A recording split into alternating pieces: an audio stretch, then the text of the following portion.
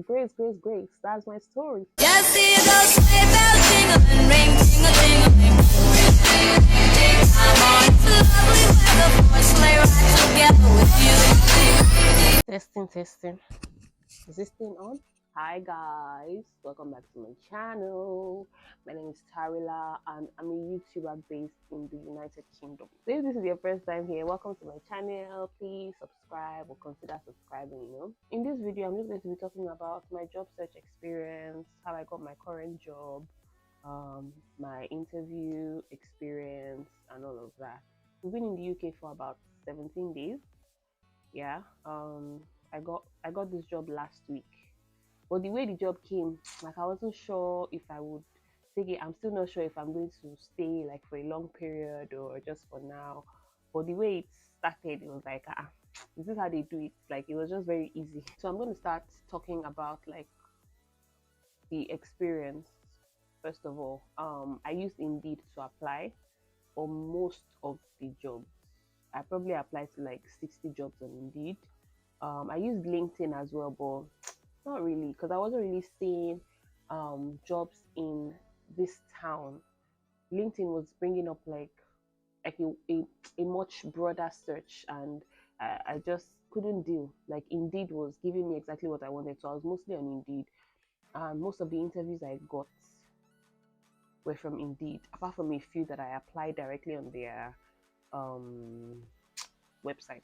I got messages on Indeed, and that's the first time that I realized that you can get messages on Indeed. I didn't know that Indeed had like an inbox feature that you open and you see messages from employers. So I've learned something new. So as you know, I am an early childhood educator.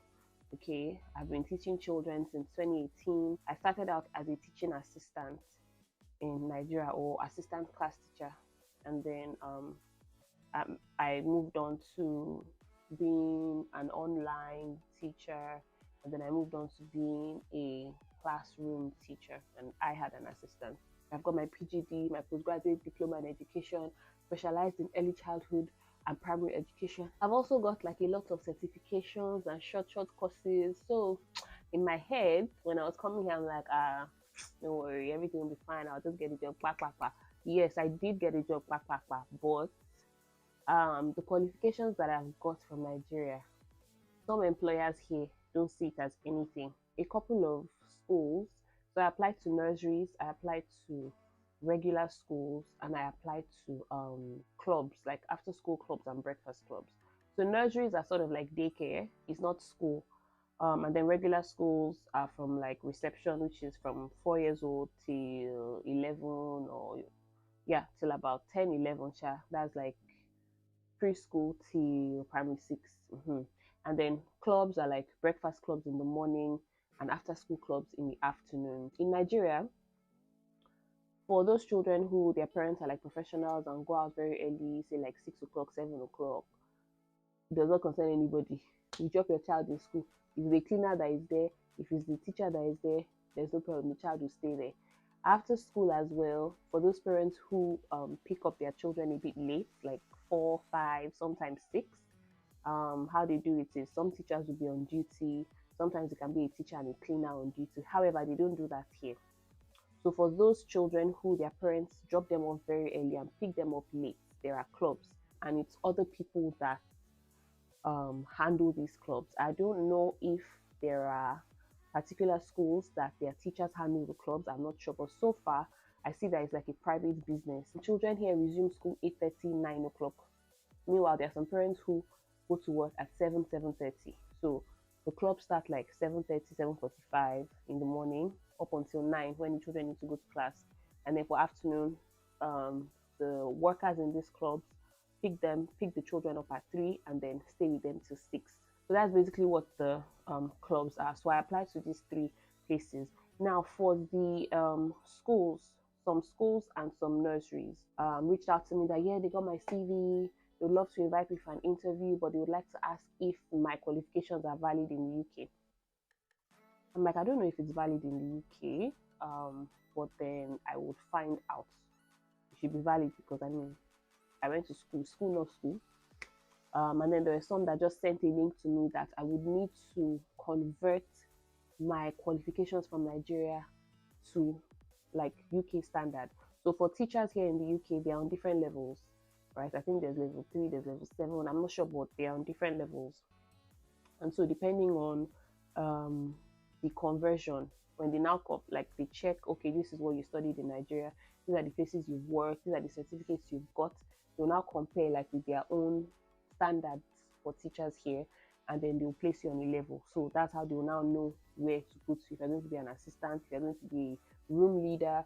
So a room leader is basically like a class teacher, while the assistant is basically the assistant class teacher. Those schools and nurseries that reached out to me were like, I would need to do a statement of comparability. That's what they call it.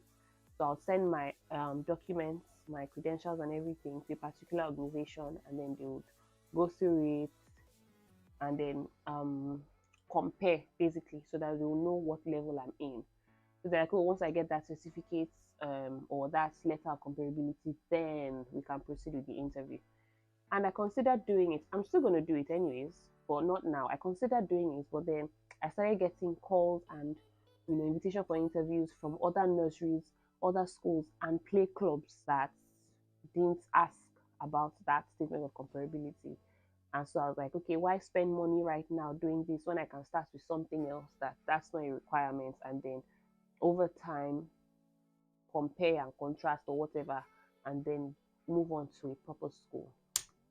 So I decided to just ignore those ones. Like, oh yeah, talking about my qualifications, there was literally one woman that was like, I'm not qualified, like I'm not considered a qualified teacher in the UK because my qualifications are not from the UK. So and that's it. No, that statement really pained me because after all my blood and sweat, getting a PGD in Nigeria, I was literally doing for a full year, Saturdays and Sundays, I'll be in class. Saturday 9 to 6, Sunday 12 to 6, just trying to get my PGD for that 1 year. After doing that, working as an assistant, doing all the courses that I've done, learning all the things that I've learned, moving on to being a class teacher, all my blood and sweat. You now come and tell me, oh, because you're coming from Nigeria, sorry, you are not qualified. In the UK, you are considered an unqualified educator. So you can only work in so place, and you can only get so amount of money. That was a slap on my face. I also applied to 2 recruitment agencies. They are basically recruiters for teachers. So what they do is supply teachers. So the role is called a supply teacher. Basically, they send you, there's a schedule. So they can ask, okay, when are you available? Are you available Mondays, Tuesdays? Okay, this nursery needs an early years practitioner, or this primary school needs a class assistant, or yeah, that kind of thing. So they just post you to different schools. It could be daily, it could be weekly. If you want long term, it could be 4 weeks in a particular nursery, 5 weeks in a primary school, that sort of thing. So I applied to those ones. Well, that one, because it's like it's not the school hiring directly. So if anything happens, it's the recruitment agency that will be held accountable. So they need to do like thorough checks. So yeah, they had to like get references from people in Nigeria. They had to do like a police. They asked for a police clearance from Nigeria. They are also going to do a DBS. A DBS is basically like to confirm that you've got a clean background. You're not a criminal and you haven't been banned from working with children. So and that's going to take some time. So I was just like, let me just leave my CV with these recruiters and let's be doing the process, and we'll see how it goes. But for now, what can I do? So yeah, I got an interview. The first interview that I got, I've not even gone for that one. The first invitation to an interview is a foundation. So this foundation, they have like early childhood centers. I haven't gone for that interview yet because the day that they sent the invitation for the interview, they put the interview like 2-3 weeks after that date. So I've not even attended it yet. I don't know. We'll see. I might go for that one and decide, okay, I don't want to do this current job anymore and I want to move, or I want to combine both. We'll see. I'm going to give you guys an update later. I also got an interview at a nursery. So we did like the phone interview. It was almost 1 hour. This auntie was firing me with questions. Okay, what do you understand by child protection? What do you understand? What are the ways that children can be abused? What is this one? What does the EYFS stand for? Can you tell me the major areas in EYFS? Back to back questions. She didn't allow me breathe. After almost 1 hour, I said, okay, that's cool, that I should come into the nursery and just hang out with the kids, talk with the teachers, and just see if it's something that I would like, and also for them to see if they would like me to. So yeah, I went there, it went well. And then the second interview I had was a club, a play club. So I've explained what a play club is, after breakfast club, after school club. So I went for that one. But it's kind of far from where we are. Not really far, but like it's far. This job that I decided to take, or I am considering staying at permanently, is a play club. So the role is a play worker. Now, who is a play worker? So play workers are basically just staff that play with the children. Okay. So like I said, in the mornings, the children come in at 7:30 to between 7:30 and 7:45. Their parents drop them off with us. So we're responsible for them until 9 o'clock. So at 9 o'clock, we take them to their various classes. So what do? We just lay out different activities. We have a table for arts and crafts. We have a table for building. We have a table with like toys. And the playground is also open. So one staff is outside on the playground if the kids want to go and play in the morning. If it's not too chilly, they do that. And then the rest of us just sit down on different tables, talk to the children. If they want to eat, they can do that.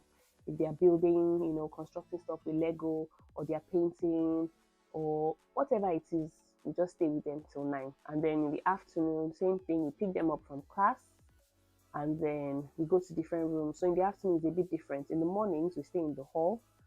In the afternoons, we are assigned 4 classes. So in the mornings, they are like 31 children max, 3 or 4 staff.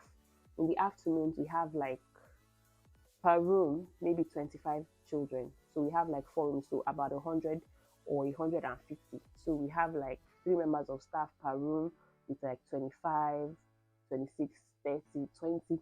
It depends on how many we have for the day. And same thing. So from 3, so the after school club is 3 to 6. So from 3 to 4, they are just inside eating their after school snacks, gisting, just relaxing. And then between 4 and like 4:45, they go outside to play.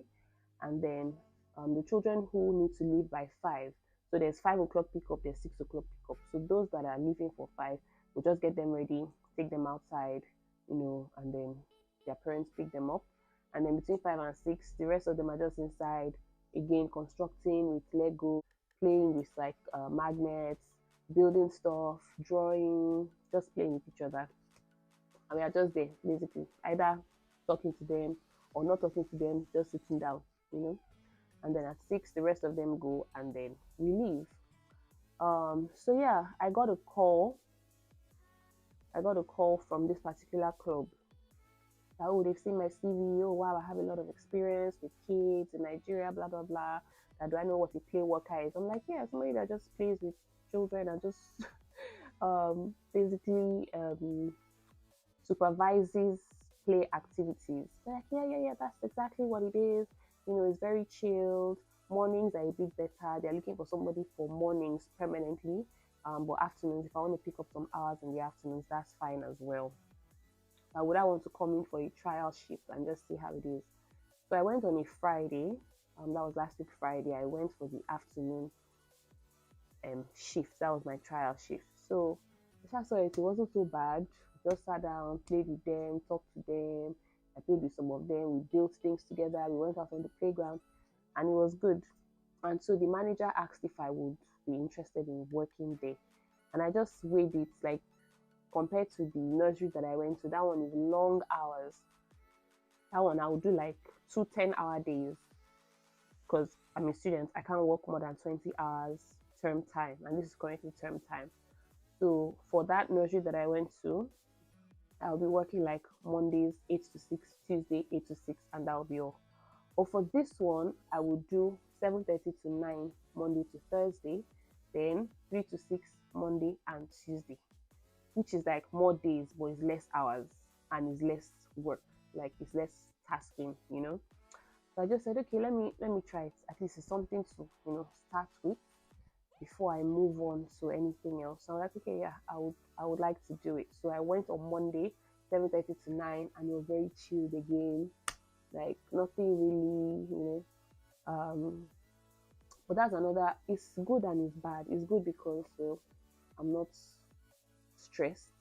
It's not so good because I don't like jobs that I can't use my brain. You get, like, if it was that we're coming up with activities, we're planning or like getting or creating resources that the children will work with, I would love that. However, I'm not like, there are resources there already. There's paper, there's paint, there's this, there's that.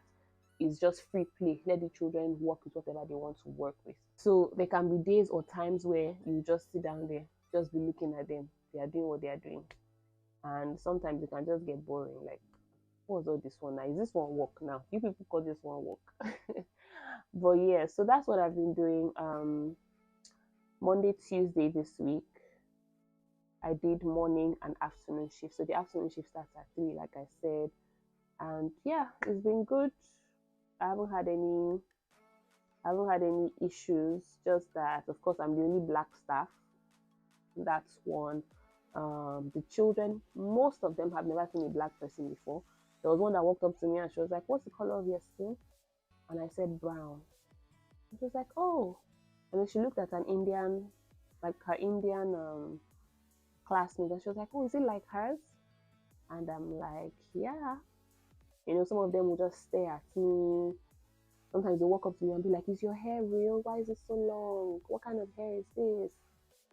Some members of staff who just have this look, like, sometimes I'm almost tempted to ask, "What happened? I've never seen a black person before. Do I look like a ghost?" Other than that, yeah, most of them are nice. The kids are nice. They're kids, I mean. So I don't know if I'm going to continue here. And because I'm doing just Monday to Thursday mornings, that's an hour, 30 minutes. And then Monday and Tuesday afternoons, that's 6 hours. So when I combine everything, it's 12 hours, which is small, And of course, that's going to reduce my pay. But I can't, I've got classes Wednesdays and Thursdays. And that's the major reason why I'm in this UK, to do my master's. So I don't want any distraction.